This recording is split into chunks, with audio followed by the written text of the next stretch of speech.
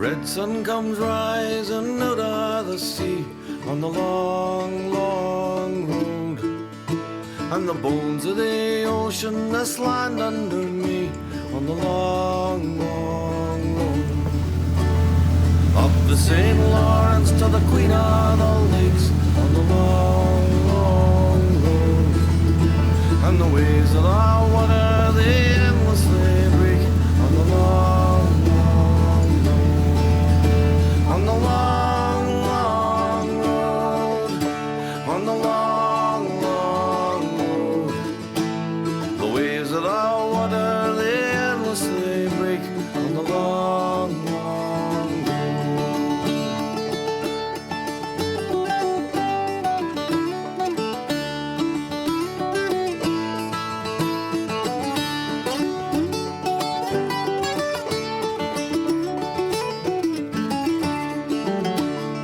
Prairie's a straight line beginning and end on the long, long road, and the mileposts marking the time that we spend on the long, long road. West of the mountains that grade us a stone on the long, long road, and the setting sun sinking tired to the bone on the long. Hi, I'm Vera Welsh, and I've lived on Entry for 62 years. The first thing I wanted to ask you about was Mosey. I've been hearing about Mosey, Mm-hmm. and I hear that you have a story to tell about Mosey. Oh dear, which one? Mosey was supposedly an old pirate that lived in the hills, back in the hills here on the island. He had a little shanty back there, and my great-great-uncle, at that time the island was covered in trees. There was trees everywhere. He used to take a gallon of milk back to Mosey every day, or every second day. And one day when they went back to take him stuff, they couldn't find him. All they could find was his hat and a musket on the top of the cliff. So they don't really know what happened to him. He lived there alone for years, and he didn't mingle with the people that lived on this side of the island. And that's about all I know. Could you tell us about the numbered houses?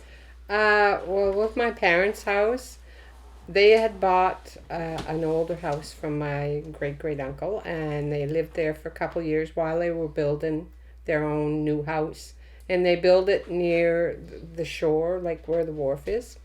And when it was finished, they didn't like that area too much. So my father and some of his brothers and friends, they took his house all apart, and they numbered and put the directions on the wall, like for example the kitchen south wall, fourth board from the ceiling, and they hauled it all out here and put it back up the same way they took it down. And it worked? Yeah, my mom still lives in the house today, so yeah. Speaking of your mother, tell me what you've heard her life was like here before electricity. They worked hard, but they had a good life. They all had their own meats and milks and fresh. Everything was grown and produced themselves that they had eat, for the table. And in the winter they would have cold storage outside, or a cold room like in the building, like a shed for all their meats.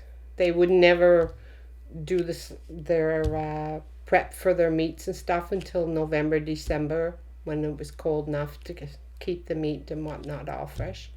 And they washed clothes by hand and stuff. It was hard work, but I think it paid off because that generation's living a lot longer than ours. I've heard about knitting parties. Did you ever see any of those? Yes, I did when I was a child. My mother used to have, they'd have sock and glove and knitting parties with the women. And my dad would have, in the wintertime, they would have head knitting where they would make all of they'd ask half a dozen people to come and they would supply the string and all the stuff required to make what they were doing. And they'd knit the heads for all their new traps for lobster fishing. Did they need a new set every year? Yeah, mostly. They mostly make like between 25 and 50 new traps every year, every winter. Perhaps more, some, I don't know.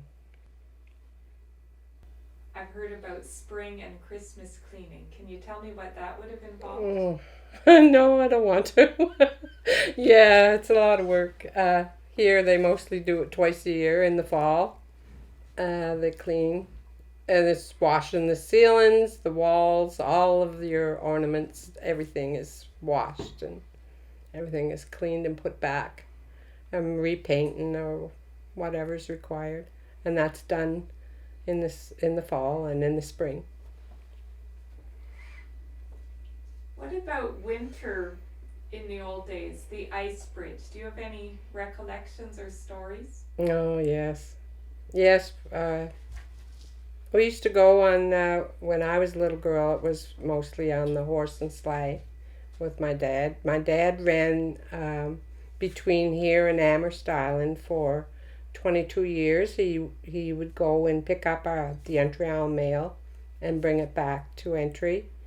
And he'd do that winter and summer. And when he couldn't do it on the ice bridge, he would hire a plane to come in from PEI, and they would come over and land and bring the mail, and sometimes passengers, to the main island until Craig started his airplane business. Then I went on skidoos when the skidoo came in, and then we went on vehicles, cars and trucks, and walked and skated. My father and them used to skate to Amherst when they were young. I've heard that you had a very lively household. So it was you kids, others would be dropping in. Do you have yes. any stories? Yeah. Halloween, we used to love Halloween.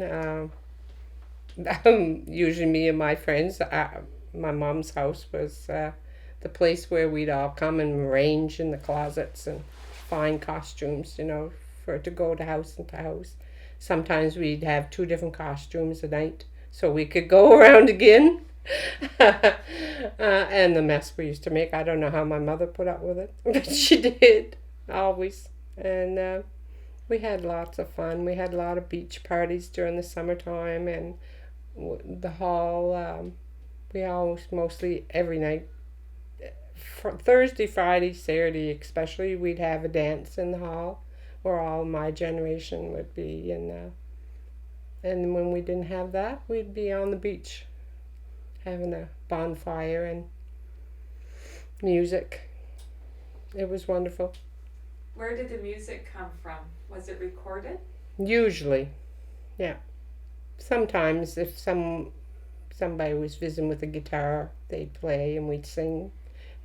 And in the winter we used to do a lot of concerts, like we'd put on little shows, and all the island would come to see. That was fun. I hear that your father went away to war. Yeah, he did. Do you have any stories about the veterans coming home or experience? Well, my dad didn't leave Canada. He wasn't allowed to go overseas because he had a heart murmur. So he served he was a sergeant, and he served in Vancouver, I think it was. He was more or less the taxi driver for generals and whatnot, taking them here and there. And I had 3 uncles that were captured in Hong Kong. One died down there from diphtheria. And they didn't talk a lot about their experience in the war. They didn't tell too many stories. Like I'm sure my grandmother, like, she had 4 sons out of her family, so she must have really had it hard when they all left. And 3 was captured. He was out west, and another uncle was in the Navy.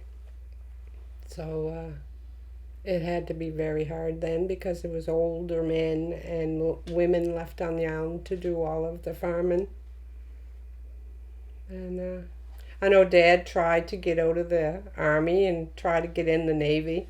I have a few letters that was written to my dad from his brother that died in Hong Kong, and a couple that my dad had wrote to my grandmother saying he was going to switch from the army to the Navy, hoping he'd get overseas, but she wouldn't let him. She told him no, he wasn't allowed to, and he never did. He listened to his mom. Tell us about your childhood. Big Hill, the sea. Oh, I had a wonderful childhood growing up. There was 5 of us, and my children in my house, in my parents' household, and often a lot of cousins were there too. We always felt so comfortable and warm and well fed, as you can see. And we had a lot of fun growing up. We had sliding parties, and we'd had a lot of dances, and sometimes they would come from the other side, some guys with movies, and we always had a TV. We were lucky in my house. We always had a TV while I was growing up, and we could get the ATV, Cape Breton television channel, so it was in English, and we were fortunate there, because the other islands, in Grosio, for example, not all of them could get that channel. Some could. Then they had to watch the French channel, but it was good in a way, because that's how my husband learned how to speak French, because he had to watch all French TV mostly.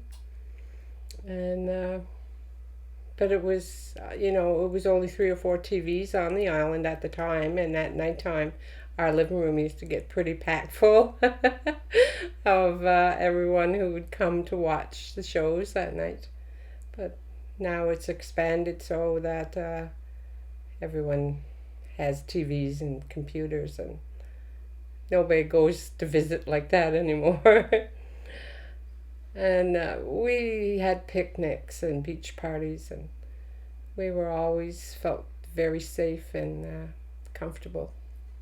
So there was a pack of kids. How many were in your grade or in your school? In my grade, it was, I think, around 12, and the grade just under us one was around 12 or 13 kids in that one too, and then there was a few in the younger. So we'd all be together, like those 4. And we used to play a lot of baseball. We played a lot of baseball, and the boys played a lot of hockey and all in sports, soccer and whatnot. And swimming, that was my sport. I loved to swim. My dad I'd go swimming, my cousin and I, like in the summer around 10 o'clock in the morning. My dad would come down at 6 o'clock at night. Don't you think it's time? You just come home. And we'd be in the water all that time. We wouldn't be out. Where would you go to get in? Right down near the wharf. That's where we went. It was nice then. Yeah. And some of the kids would go away to school at a certain point. So how did that work? It was heartbreaking. It was very hard. I know for myself, I left here. It's only the second time I ever left the Magdalen Islands. And I was only 13 years old, and that's when you need your parents more than you do when you're young. And I was lucky, because I went to live with my brother, who was in Moncton. but I was so lonesome. I didn't stay. I came back home in the new year. I didn't finish. I was so lonesome they had to bring me home. And it's very hard for the kids. Like, you hear people moaning when their kids go off to university, but when you have to send them out when they're 13 years old, it's a terrible different ball game.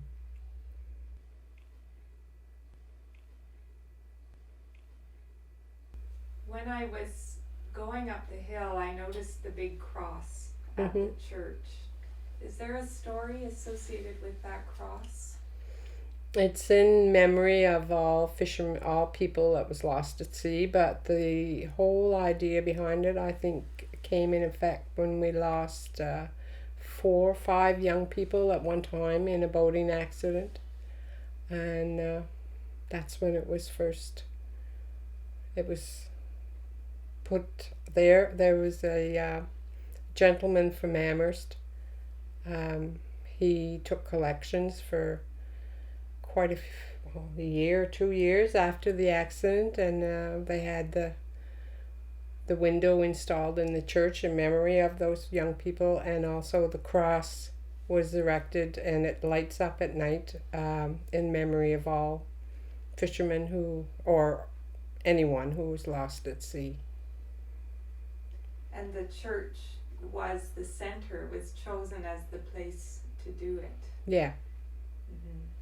Church was a very important part of our childhood growing up. We attended Sunday school, and I taught Sunday school for 20 odd years. I would always have Christmas service, because mostly we didn't have a lot of Christmas services, but I always had a big concert with all the children, like right in the church, and that was fun. I enjoyed that. I love working with children. It's noticeable, of course, we don't see children on the island since we've been here. Mm-hmm. Can you project or imagine the island in 10 or 20 years, where the children will be? Well, I expect it will become just a summer place. Like my generation now we're all getting old, and we're the last big ones left, the big age group left on the island, and I expect in 10 to 20 years it'll probably be just a place where our children or our grandchildren come to do the lobster fishery season and scallop, and they'll be here probably from April to August, September, and then they'll be gone. Then the island will be shut down in the winter. I expect that's going to happen.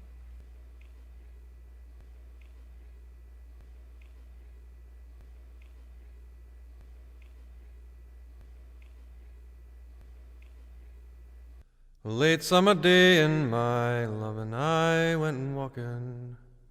Over hills and fields we walked, laughing and talking. Came across an old farmhouse standing broken and bare. It used to be someone's home, now no one lives there.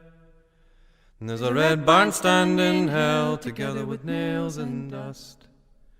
And a tired old massy had its all wires and rust. And weeds overgrown in a garden sown with care. It used to be someone's home, now no one lives there. And through the crack in the window pane I hear the sound of the falling rain. Another farm being left run down, another family moved into town. Had a life that they tried to save, but the banks took it all away. Hung a sign on a torn screen door, nobody lives here no more. They worked their fingers to the bone, nothing left they can call their own. Packed it in under leaden skies, with just the wheat waving them goodbye. Had a life that they tried to save, but the banks took it all away. Hung a sign on a torn screen door, nobody lives here no more. Had a life that they tried to save, but the banks took it all away. Hung a sign on a torn screen door, nobody lives here no more.